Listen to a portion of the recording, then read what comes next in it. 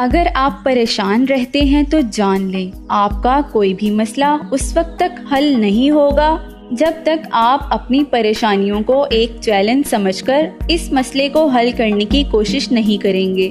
آپ کی پریشانیوں کا تمام دار و مدار اس بات پر ہے کہ آپ رد عمل کیا دیتے ہیں۔ پریشانیوں سے نجات پانے کے لیے ضروری ہے کہ آپ خود پر قابو پائیں، خود کو یقین دلائیں کہ آپ اپنی پریشانیوں کو حل کر سکتے ہیں، اور پریشانیوں کو پریشانی نہ کہیں کیونکہ یہ ایک منفی لفظ ہے جو پریشان کر دیتا ہے۔ اپنی پریشانیوں کو چیلنج کہیں کیونکہ یہ ایک مثبت لفظ ہے جو حوصلہ دیتا ہے کہ آپ اس کو حل کر سکتے ہیں۔ مثلاً اگر کہا جائے کہ مہنگائی بڑھ گئی ہے اور اب گزارا نہیں ہوتا تو یہ ایک منفی جملہ ہے جو آپ کو پریشان تو کرتا ہی ہے، ساتھ ہی ساتھ یہ تاثر دیتا ہے کہ آپ مہنگائی پر قابو پانے کے لیے کچھ نہیں کر سکتے۔